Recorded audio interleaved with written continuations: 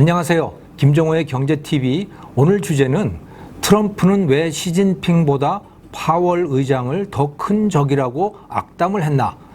이런 제목입니다. 트럼프가 지난 8월 23일 날 충격적인 트윗을 올렸습니다. 파월과 시진핑 의장 중에서 누가 더 큰 적인가? bigger enemy인가? 결론은 파월 의장이 더 큰 적이라는 이야기예요. 파월 의장은 그럼 누구냐? 연방준비위원회 의장이고 우리나라로 따지면 한국은행 총재인 거죠. 그 사람을 임명한 것은 바로 트럼프입니다. 그런데 자국민, 그중에서도 자기가 임명한 그 사람을 왜 시진핑, 공식적인 미국의 적인 시진핑보다 더 큰 적이라고 트윗을 올렸나? 결론은 금리를 내리라는 얘기입니다. 파월 보고 계속 금리를 내리라고 하는데 파월이 금리를 안 내리거든요. 그러니까 트럼프가 화가 난 거예요. 금리를 제발 좀 내려라. 유럽 중앙은행은 봐라. 금리가 0%잖아. 왜 미국은 계속해서 금리가 2%여야 하느냐 말이지. 그러니까 금리를 제발 좀 내려서 경기를 좀 띄우자. 이런 얘기입니다.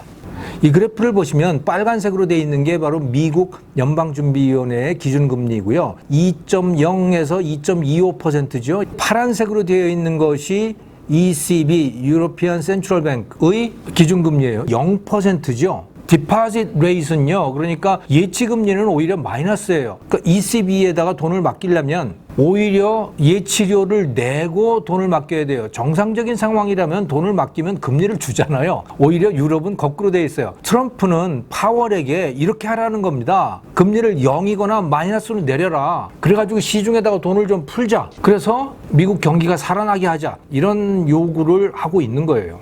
트럼프는 왜 이런 요구를 계속해서 하고 있는가? 조짐이 안 좋기 때문입니다. 크게 두 가지의 조짐이 나타나고 있어요. 하나는 소위 R의 공포라고 하는 것이고 두 번째는 PMI, 구매관리자 지수라고 하는 그것이 악화되고 있기 때문인데 R의 공포라고 하는 거 이미 제가 그 영상을 올려드린 적이 있습니다만은 여기 밑에 링크를 달아놨으니까 한번 그것을 찾아보시기 바랍니다. 이 R의 공포라고 하는 것은 이 장기 국채 금리가 단기 국채 금리보다도 더 떨어지는 거예요. 당연하게 장기 10년 후에 돈을 돌려받는 그런 국채, 채권의 수익률은 내년 또는 후년에 돈을 돌려받는 국채의 채권의 금리보다 높기 마련이에요. 왜냐하면 오래 돈을 맡겨놓고 있으려면 불안하잖아요. 그러니까 수익률이 높아야 되거든요. 이 그래프를 보시면 주황색 그래프가 있고 또 까만색 그래프가 있지요. 이 주황색 그래프는 만기가 10년짜리 국채 수익률입니다. 수익률이 높게 나타나요. 당연히 높죠. 까만색은 만기 2년짜리 국채 수익률이에요. 이 주황색이 까만색 그래프보다 위에 있어요. 이게 정상적인 것인데 그런데 여기 제가 빨간색으로 동그라미를 쳐놓은 요 부분이요. 8월 25일, 26, 27, 28, 29 이 기간 동안을 놓고 보면 오히려 주황색 그래프 즉 10년 만기 국채의 수익률이 까만색 2년 만기 국채의 수익률보다도 더 밑으로 떨어져 있어요. 즉 금리의 역전이 일어난 겁니다. 이유가 뭐냐? 앞으로 1년 또는 2년 후에 굉장한 경기 침체가 있을 것 같다. 이런 예상들이 있기 때문에 이런 현상이 벌어지는 거거든요. 돈을 갖고 있으면 어디다가 투자를 하더라도 이 수익률이 마이너스가 날 것 같아. 주식에다가 투자해도 주가가 떨어질 것 같아. 이런 예상들을 투자자들이 하는 거예요. 그러니까 돈을 갖고 있기가 불안한 겁니다. 그래서 누군가 돈을 좀 맡아줬으면 좋겠어. 그래서 10년짜리 이런 국채의 인기가 높아지는 거예요. 그것의 가격이 높아지고 반대로 수익률은 떨어지고 이렇게 되는 거거든요. 그래서 이런 역전 현상이 나타나는 거예요. 이것을 R의 공포, 리세션의 공포 이렇게 부르고 있는 거예요. 그 R의 공포가 나타난 겁니다. 현장에서도 이런 조짐이 나타나고 있는 것이죠. 이 그래프는 PMI 지수라고 부르는 것인데 Purchasing Management Index라고 하는 거예요. 구매 관리자 지수. 제조업체에서 구매 담당자들이 있잖아요. 구매 담당자들이 하는 일은 앞으로 뭔가를 만들기 위해서 필요한 원자재들을 구입하는 거잖아요. 그 사람들이 느끼기에 앞으로 경기가 안 좋을 것 같은데 이런 조짐이 나타나고 있는 거예요. 여러분들이 보이는 이 지수에서 빨간색으로 제가 이 동그라미를 쳐놓은 이 부분이 계속해서 떨어지고 있잖아요. 지난 6개월 동안 계속해서 이 PMI 지수가 떨어져가지고 50 밑으로 떨어졌어요. 지난 8월에는. 여기서 50이 바로 좋으냐 나쁘냐의 경계선입니다. 50보다 높으면 앞으로 경기가 괜찮아질 것 같아. 구매 담당자들이 예상을 하는 것이고 50보다 미치면 앞으로 나빠질 것 같은데 그래서 뭔가 사는 거를 조심해야 되겠어.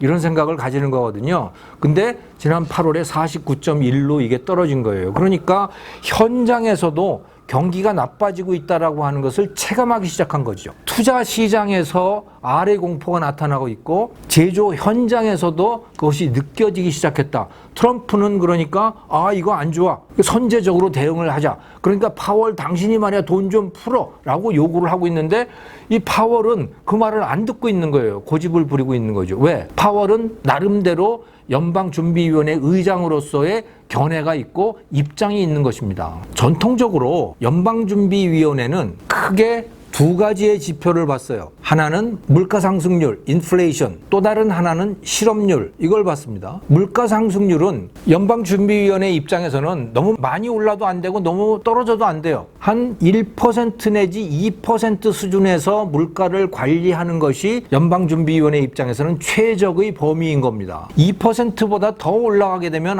이건 인플레이션이고 사람들한테 고통을 주는 거야. 근데 이게 1% 또는 0% 밑으로 떨어지게 되면 이건 디플레이션이야. 물가가 이 정도로 떨어지게 되면 물가 때문에 경기가 나빠지는 현상이 나타나게 돼. 그래서 돈을 풀어야겠다. 이런 거죠. 그러니까 물가가 굉장히 많이 올라가면 금리를 높여서 돈을 조이고 물가가 너무 떨어지면 금리를 낮춰서 돈을 풀고 하는 게 연방준비위원회의 전통적인 방식이었어요. 마찬가지로 실업률도 너무 높아지면 금리를 낮춰서 돈을 풀어야 돼. 이런 입장이었던 거죠. 근데 지금 미국의 지표가 어떠냐면 물가 상승률, 인플레이션율은 지난 7월에는 1.8%였고 8월에는 1.7%였어요. 이거는 최적의 상태에 있는 겁니다. 지금 미국의 물가는. 그러니까 연방준비위원회는 여기 잘 되고 있는 거죠. 그 다음에 실업률은 3.7%예요. 일반적으로 실업률이 4%면 완전 고용으로 인정이 돼요. 근데 3.7%예요. 그러니까 실업률도 매우 좋은 상태로 있는 거죠. 거기다가 플러스 또 뭐가 있느냐? GDP 성장률, 일반적으로 경제 성장률이라고 보는 거. 그것은 2.1%예요. 지난 8월이. 그것도 매우 좋아요. 미국으로서는. 그러니까 연방준비위원회 입장에서는 뭘 건드려야 될 이유가 전혀 없는 겁니다. 왜 건드리냐? 세상이 잘 돌아가고 있는 것인데. 근데 트럼프의 입장에서 보면 뭔가가 지금 굉장히 걱정되는 조짐이 나타나고 있는 거예요. 그래서 선제적으로 대응을 하고 싶은 거예요. 연방준비위원회는 아니에요. 내년 2월부터 미국 대통령 예비선거가 시작이 됩니다. 트럼프의 입장에서는 앞으로 한 5달 정도 안에 뭔가를 보여줘야 돼요. 근데 외교나 이런 거, 국외 정치의 입장에서는 뭔가 다 안 돌아가고 있어요. 북한과 관계를 생각을 해보면 뭔가 굉장한 일이 벌어질 것처럼 됐었잖아요. 김정은하고 트럼프 사이에. 그 이전까지 김정은이 막 미사일 쏘고 막 그랬는데 뭔가가 잘 돌아가는 것 같았어. 그런데 말만 번지르르 하지 도대체 되는 게 없잖아요. 그래서 다시 김정은이 미사일을 쏘기 시작한 거 아닙니까? 이란과도 뭔가 좀 되는 것 같았는데 다시 지금 사우디아라비아의 석유 시설을 폭격했잖아요. 이건 트럼프로서는 매우 충격적인 일입니다. 왜? 이란하고 뭔가 잘 되는 것 같았는데 그 이란이 뒤에서 뭔가 조정을 해가지고 예멘 반군으로 하여금 사우디아라비아의 정유시설을 폭격을 했고 전 세계적으로 충격이 가해지고 있는 거거든요. 거기다가 멕시코하고 국경 장벽을 쌓는다. 이런 것도 굉장히 큰 정책으로 내세웠는데 법원이 제동을 걸었단 말이죠. 그거 네 마음대로 할 수 있는 거 아니야. 그것은 의회의 인준을 받아야 되는 일이야. 이렇게 법원에서 판결을 내버렸어요. 중국하고도 뭔가 잘 안 되고 있는 거고요. 그러니까 이 대외적으로 보면 트럼프가 내세울 게 별로 없어요. 그래서 국내 경기만이라도 좀 살려야 되는데 그것조차도 예비선거 이전에 뭔가 잘못될 것 같으니까 지금 트럼프로서는 매우 초조한 그런 상황인 거죠. 그래서 파월한테 이렇게 압박을 가하고 있는 겁니다. 너는 시진핑보다도 더 나쁜 놈이야. 이런 압박을 가하고 있는데 그럼 파월은 어떠냐? 파월은 별로 물러설 생각이 없어요. 전통적으로요. 미국의 연방준비위원회 의장은 정치로부터 완전히 독립돼 있어요. 물론 대통령이 임명을 하지만 연방준비위원회는 정치와 무관하게 실업률과 물가를 지키는 그런 기관이 바로 연방준비위원회야. 이런 입장이 확고한 것이고 트럼프가 저렇게 계속 압박을 가하고 그러니까 파월이 했던 얘기가 뭐냐. 내 임기는 2022년까지야. 그러니까 당신 말이야 나한테 이래라 저래라 하지 마. 이런 이야기를 아주 공개적으로 얘기를 했죠. 파월이. 그리고 중국인이 유럽인이 이런 데 하고 무슨 국제 경쟁력, 환율 전쟁 이런 이야기 나한테 하지 마라. 그거는 연방준비위원회가 할 일이 아니야. 하고 싶으면 재무성에서 하든지. 이렇게 파월은 아주 강경하게 나가고 있는 것이죠. 그래서 금리를 낮추더라도 뭐 약간 낮추든가 아니면 낮추지 않던가 그렇게 될 것 같아요.